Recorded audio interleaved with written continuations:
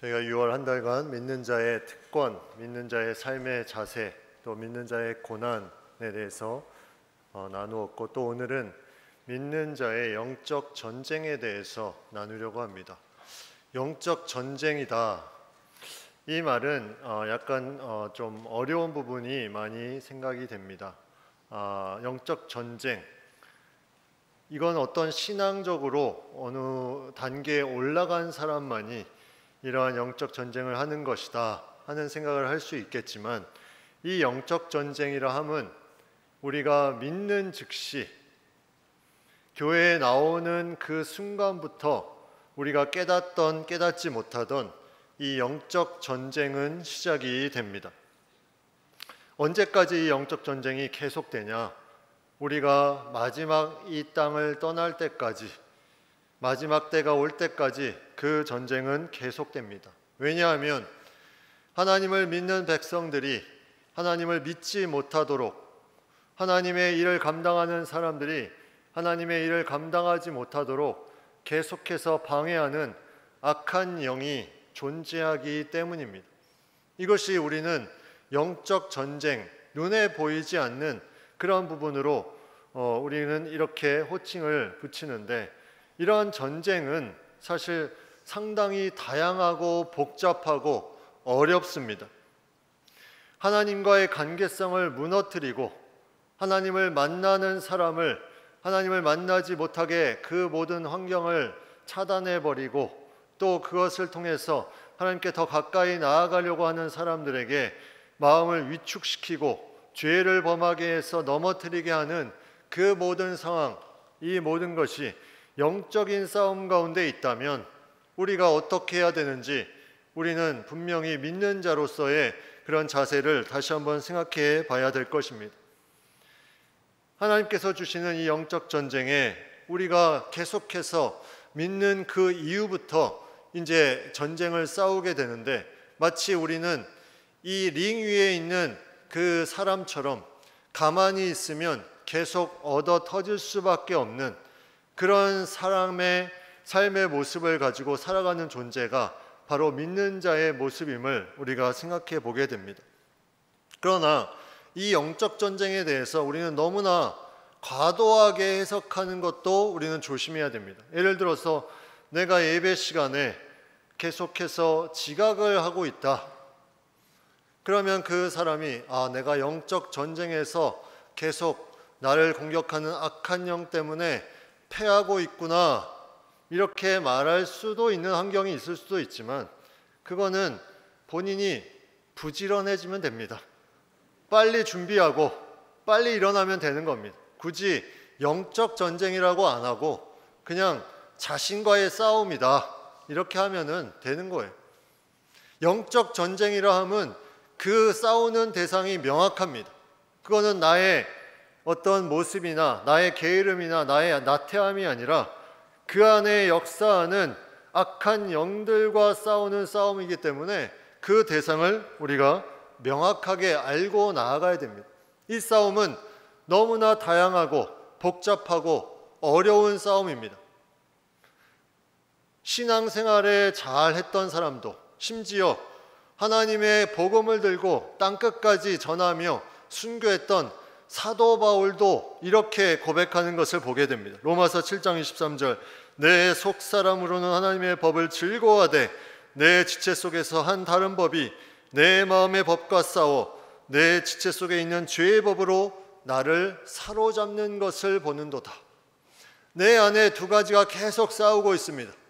하나님의 법과 죄의 법이 계속해서 싸우는데, 이 영적 전쟁 가운데 누가 이기느냐? 하나님의 말씀대로 나아가면 승리하는 것이고, 죄의 법대로 나의 욕심대로 살아가는 것이면 패배하게 되는 그런 부분들이 계속 바울 안에도 있었고, 우리 모두에게 이러한 마음이 다 동일하게 있다는 거죠. 지금도 여전히 그 싸움 가운데 우리가 거하고 있습니다. 오늘 시편을 기록한 다윗은 이러한 영적 전쟁에 대한 부분을 표현하고 있습니다. 물론 오늘 시편의 모습은 외부로부터 오는 그런 핍박하는 그런 세력, 위협하는 세력으로부터의 영적 전쟁에 대한 부분을 표현하고 있습니다. 오늘 본문의 1절, 2절에 보면 원수의 두려움에서 나의 생명을 보존해 달라고 기도합니다.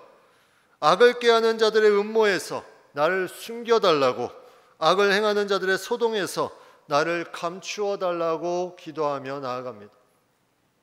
영적 전쟁에서 외부에서부터 오는 이 위협과 그런 어려운 세력으로부터 벗어날 수 있도록, 이겨낼 수 있도록 이 영적 전쟁에서 승리하게 해달라고 기도하는 내용이 나오고 있습니다. 그런데 이렇게 외적으로부터 싸우는 영적 전쟁이 있는 반면에 우리 내부에서부터 있는 그 부분을 사탄이 이용해서 싸움을 걸어오는 영적 전쟁이 있습니다. 사실 이 부분이 더 심하게 사람을 망가뜨리고 넘어뜨립니다. 신앙이 좋다고 말하는 사람도 이 부분 때문에 한순간에 넘어지는 사람들이 많이 있다는 거죠. 야고보서 4장 1절 말씀에 너희 중에 싸움이 어디로부터 다툼이 어디로부터 나느냐, 너희 지체수 중에서 싸우는 정욕으로부터 나는 것이 아니냐. 내 안에 정욕으로부터, 내 안에 욕심으로부터 이것이 나온다는 거죠. 태초부터 이것이 계속해서 이루어졌습니다. 뱀의 유혹을 받아 하나님이 먹지 말라고 한 선악과를 인간이 따먹습니다. 그 영적 전쟁에서 인간이 하나님과 같이 되려는 그 마음을 뱀이 교묘하게 알고 그 부분을 작동시킵니다. 그것을 넘어가지 못하고 거기에 빠져들기 시작하니, 그 뱀의 말에 집중하기 시작하니 결국 이 인간이 넘어지고 영적 전쟁에서 패하게 되고 그가 두려워 숨고 에덴 동산에서 쫓겨나는 그런 일을 당하게 됩니다. 오늘 시를 쓴 다윗을 보면 이 영적 전쟁이 얼마나 많이 있었는지 우리가 굵직굵직한 성경의 이야기만 봐도 우리는 그것을 알 수 있습니다. 그가 처음에 맞닥뜨린 첫 번째 영적 전쟁, 큰 사건은 바로 골리앗과의 싸움이었어요. 다윗은 목동이었습니다. 양을 치면서 양들을 보호하고 짐승이 오면 짐승으로부터 보호해주고, 또 짐승이 양을 빼앗아 가려고 하면 짐승을 쳐서 죽이고, 이런 일을 하는 목동이었습니다.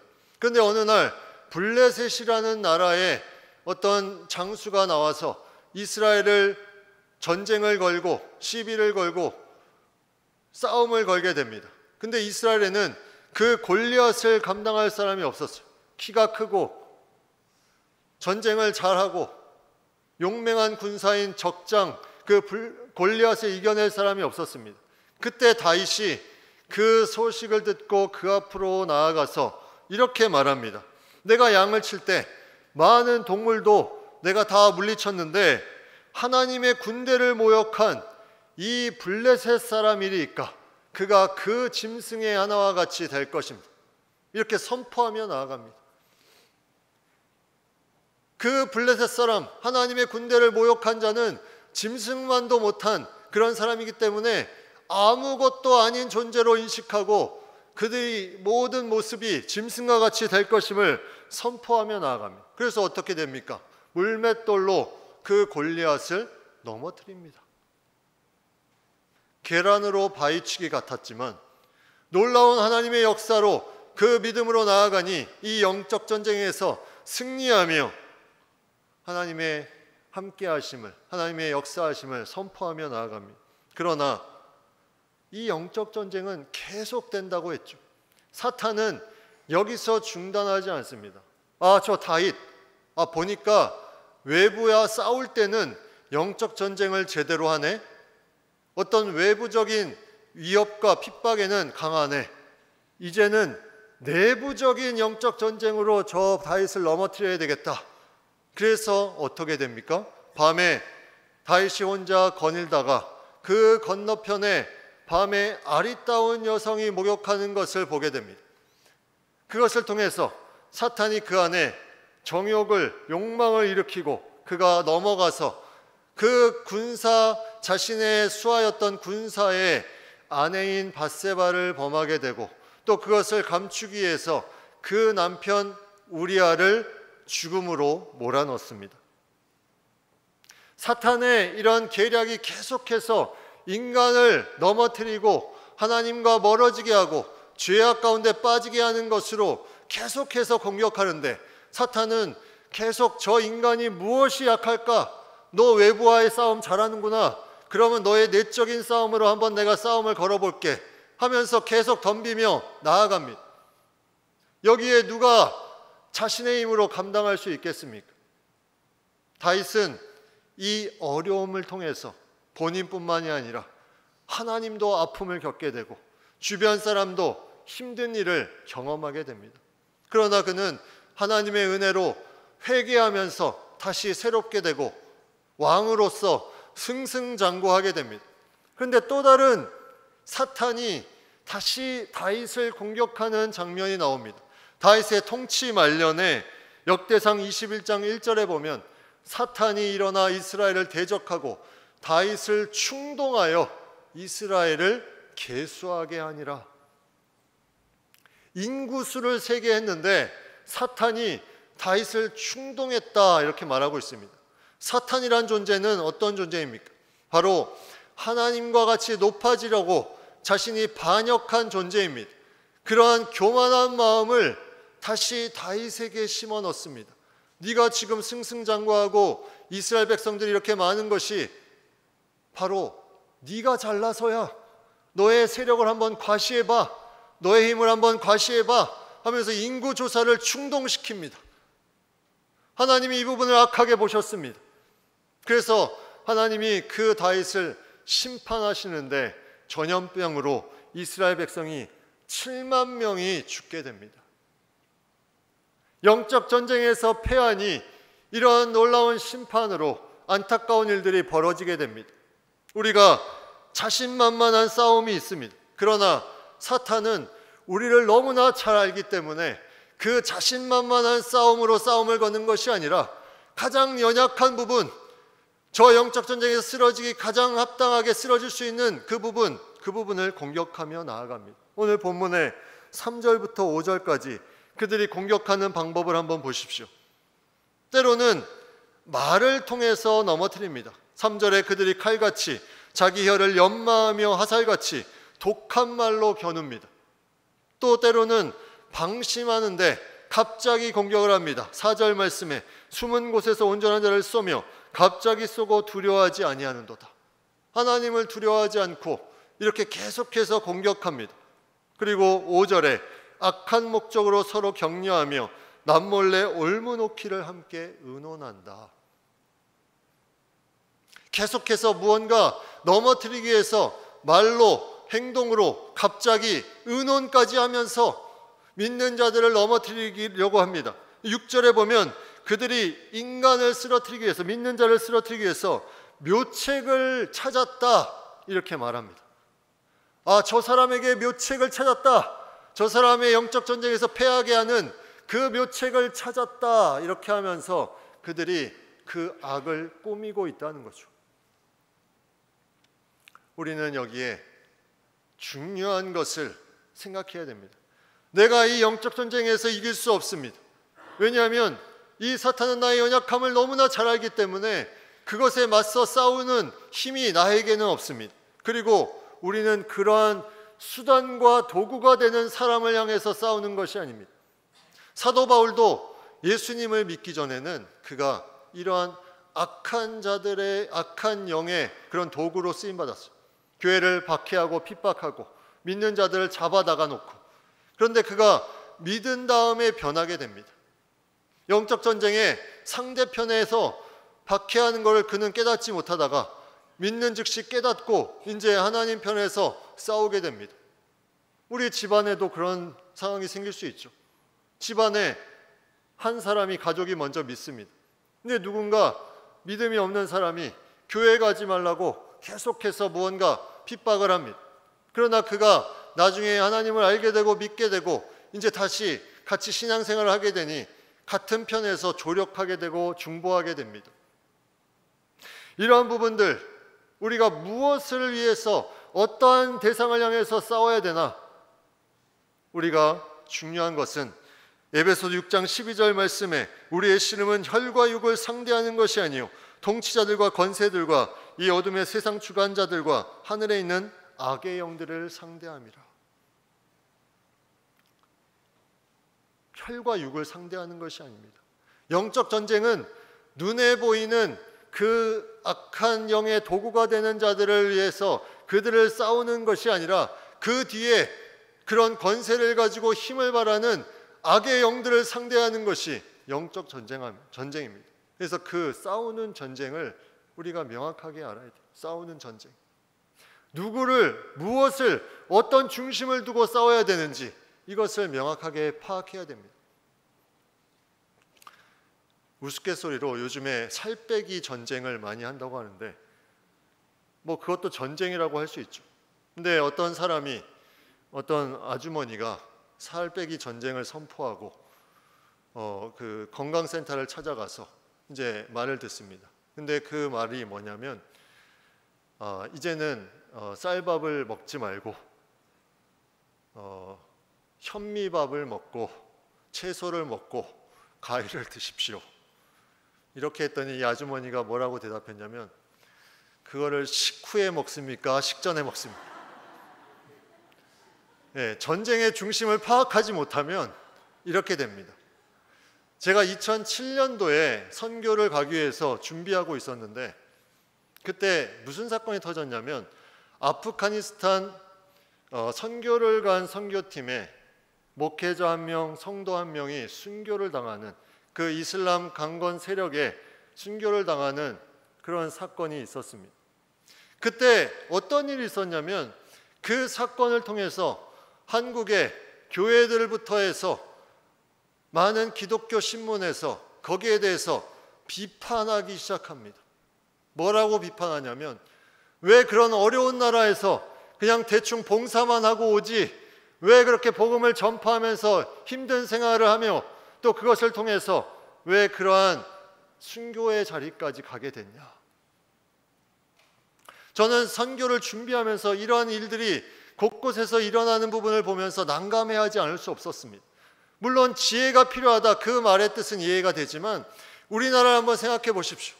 우리나라가 세국 정책과 많은 종교적인 것을 억압하는 그 상황 속에서 많은 선교사님들이 이 땅에 들어와서 지금 이렇게 우리가 하나님의 나라를 이루며 교회의 부흥의 역사를 보며 하나님께서 주시는 이 기쁨을 누리고 있지 않습니까?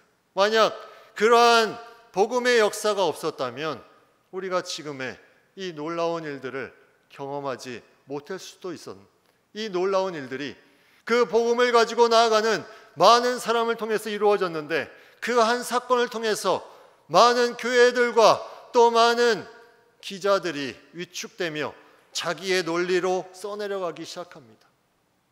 사도 바울이 복음을 전할 때 40여 명이 먹지도 않고 마시지도 않고 자신을 죽이려고 준비하고 있었지만 그곳에 뚫고 나아갑니다.